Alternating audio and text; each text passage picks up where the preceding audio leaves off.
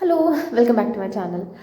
In my channel, I talk about literature, and today I'm going to talk about literature, Ted Hughes, and I'm going to talk about his poem, The Laburnum Top, because I think it is in the course as well. And more than that, it's just that this morning when I read this poem, it just gave me so much calm. I mean, it made me calm. Well, Ted Hughes to me was, it's a little different. Generally, when I read some poem, I read any poet, I I usually do not know them, so I know them through their poetry. But it was different in the case of Hughes. It was different because I knew him as Sylvia's husband. I had read Sylvia, and to me, he was the husband, and I knew that he was a poet. But it was a way it's like after so many years that I finally read his poetry, and then I was like, okay. Till then I had read some poets as others poets as well, and I found Ted Hughes to be a combination of so many other poets, not just poets, actually some novelists as well. So yeah, Ted Hughes, he wrote The Iron Man to comfort his child when Sylvia passed away. Oof, that still pains my heart. Well, mm, he was a poet laureate, and the fact is that he was not the first. He was not the first candidate. I mean, the priority was like the first one was Philip Larkin, but because of his health issues, then Ted Hughes was appointed as poet laureate. He was the second candidate, and he held that position till the time he passed away, which was in 1998. I remember this date because he passed away and I came to the existence. So yeah, that is Ted Hughes, and he writes about nature, about animals, a lot of animals actually. And even in this poem we will see that reference of that bird. All right, maybe I should start with the poem now. I'm really sorry, I have a little issue, so please bear it with me. All right.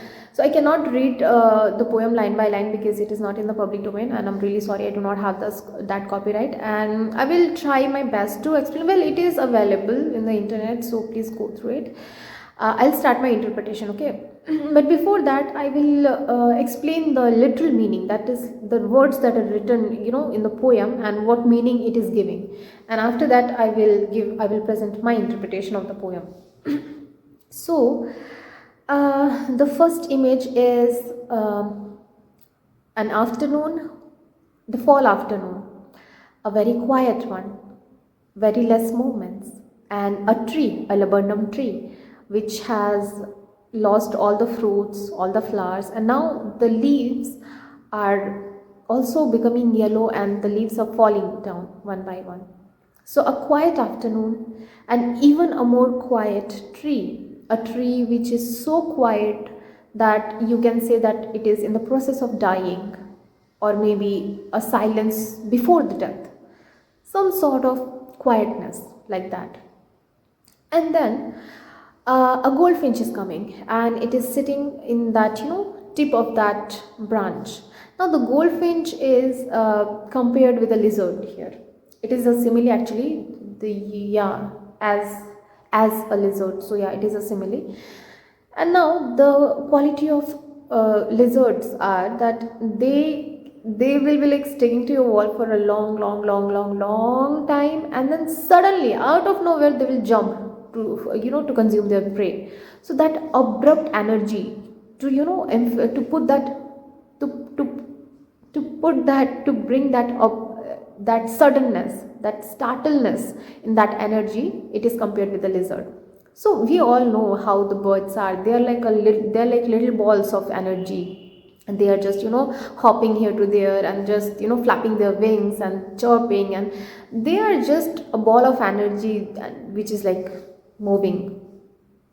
Yeah, so that is what a goldfinch is, and he's coming and sitting on this the tip of that branch, and then slowly coming towards that thickness as in the entire tree. So from the branch entering to the tree, and that is a sort of a switch onto a machine, that is like fueling the machine. Now the entire tree is in motion, and it is suddenly lively again. I mean, those movements in the branches and this chirping and those those energy is conveyed to the entire tree. So that is the thing. And after that, after a while, that bird is coming out to that tip of the branch again, and that is the time where we can see as readers that okay, that is the stripped golden finch. And then after a moment, that goldfinch is going to fly to that vast infinite sky again, leaving the tree as it was before, quiet again. So that is the entire poem. Now you can say, I mean, yeah, it gives that cycle of life, that you are still, then a life is coming, and then you are living that life, and then that life is going away again, and you are still again. So that is the cycle that it presents.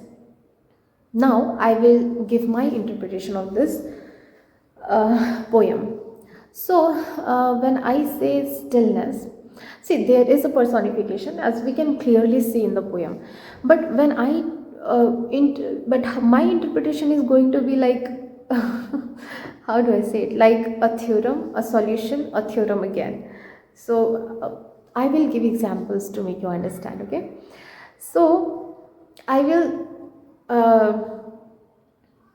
be the tree. Like I will personify the tree, so I will make that tree a human so that it is easier for me to explain. Okay, so stillness. Now when I say stillness, is not equals to death.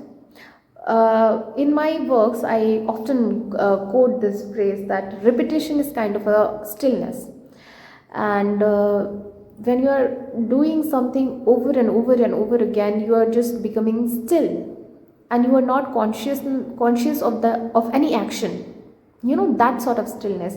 For example, I am doing the chores every day, and I'm like washing a whole bunch of dishes every day at the same time, that same amount of dishes. Now after 4 years, 5 years, that have become such a habit that sometimes now I do not even realize, and the dishes are done, and I'm like, when did I do that? I am not conscious of that action that I myself had done. So that is a sort of stillness, that I have become so still while the whole process that I do not remember the life that I lived in that moment. That is the stillness. A sort of death, but in a metaphorical way. So yeah. And now this goldfinch is, to me, it can be anything. It can be a ray of hope. It can be a sudden accident. It can be just a sudden idea to change that still life that I was living. Let's say that I was bound to do everything, and now suddenly one day I just cannot bear it anymore, and I just decided, okay, no, I am moving out. This is not what I want to do. I want to travel the world. I want to keep traveling. I want to pursue a dream. That idea is the goldfinch. And let's say that is not that. It's just an accident. Something so miserable have happened in my life that the stillness is disturbed, and now I have to take actions to deal with that, that accident. So it can be in a bad way as well, or I can just see a ray of hope that okay, it's all right to be still. It's okay. I mean, it's not a bad thing. I am doing the dishes, and it is important to me. I mean, I can just utilize that time. I can just think of some new ideas while I'm washing the dishes. So that is the idea of acceptance. All I'm trying to say is that the goldfinch can be anything according to the situation of the person. Okay, according to the stillness that they are living. Now, let's say that in my case, the goldfinch is that idea to change, that idea to pursue my dreams. So now that goldfinch is going to come towards the thickness, as in now I will live that idea. I will act upon that idea. I will leave home. I will start working. I will save money. I will travel one place. I will again save money. I will travel to other place. I will again save money. I will travel to other place. That idea was the goldfinch, and now coming to that thickness, as in it is affecting the real life, the whole bunch of, it was just in a moment that I realized that okay, this is not what I want to do. And now this thickness, my entire life, the actions that I'm taking in my life in real time has changed because of that. So that is the life in in that tree. And then again, that bird is going to fly away again. See, the ray of hope fits the best here, because let's just say a ray, it in the night it was still, a ray came, it disturbed everything, and then after a time it gave light in my life, and then the day was done and the light had to again go away to leave to that infinity, and I am in my darkness again. So yeah, this is kind of a cycle. This disturbance, this goldfinch, it reminds me of tulips actually, by Sylvia Plath, how she was disturbed by life when she was in the process of accepting death, and in the process of stillness. In her case, that tulip was basically the goldfinch, and she didn't like it. It is a very humorous way to put it that way, that she didn't like it. Obviously, why wouldn't you like life? Nobody likes death. Nobody does it.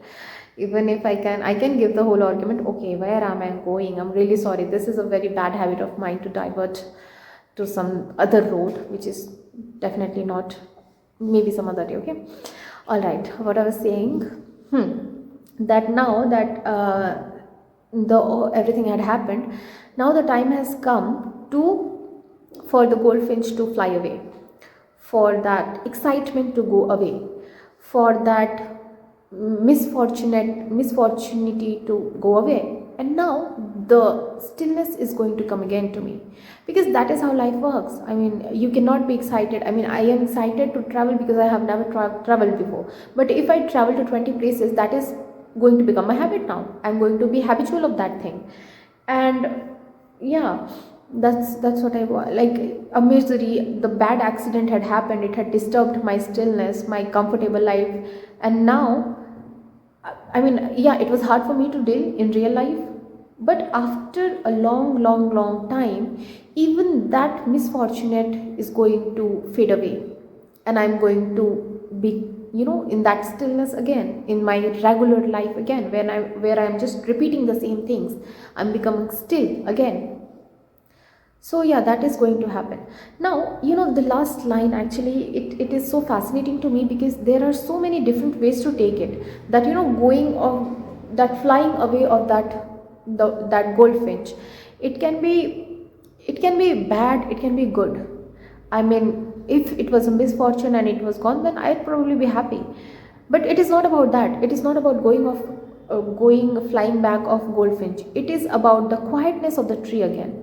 So how it had affected me. So in the first example, if I say that, yeah, I was bounded in that situation, and then I changed it, and now even though I'm still right now, it is a comforting stillness. That was a foundation. That was a very I was forced to be still, and now I am still by my choice, and it is comforting, because a change has definitely happened, and that is going to change the entire property of stillness. So there is this thing. Or maybe if I take it in a literal way, which is written in the poem, that that wait for the green season to come again, to life to come again. So it's like a moment of death, when I desperately wanted to die. Something came and gave me a taste of life, and I now, even though that is gone, I have tasted life, and I'm ready to wait for life to come to me again. I don't want to die anymore. So that can be one interpretation. And that change of stillness, that the difference of stillness of first time, and after that change, the difference, the another property of stillness, that the second kind of theme, or the third kind of theme, that cycle of life, that no matter how exciting it is, after a while it is going to be still, because That is the property of life, that day and night exists, and after one time is gone, another time will come. So the cycle. So it's like, again, this much of a poem, this much of a poem, but it gives so much, and you can have so many different interpretations, and you can take it any way you want. And I absolutely love this sort of poems, which gives way more than just the literal meaning it conveys, just the images or just the literary devices. I mean, yeah, if I talk about, if I were a teacher, I would have, pointed out that alliteration, personification, and blah blah blah. But it is so much more than that. It is more than a language, it is more than a literature, it is life, it is love, it is so much more. It is what a writer want to have. It is like that thing, whichever you are, like, whatever you are hungry for, this poem will feed you that.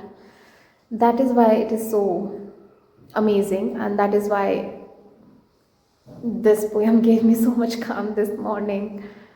If you haven't read this, I would recommend you to please go through it, because it's a very small one. It is not the, like, Andrea Del Sarto, not that sort of poem. It is just a small poem, very sweet one. And if you have seen this interpretation, that I don't think you would need to, but yeah. Well, I will wrap everything here. I always take so much time. Sorry. Well, yeah. So that was for today's session. Next time I will come back with another poem, with another writer, and with some more exciting things. And till then, keep reading, keep writing. If that makes you happy, if that doesn't, then do whatever makes you happy, unless it hurts anybody else. So yeah. I'll see you the next time. Bye bye.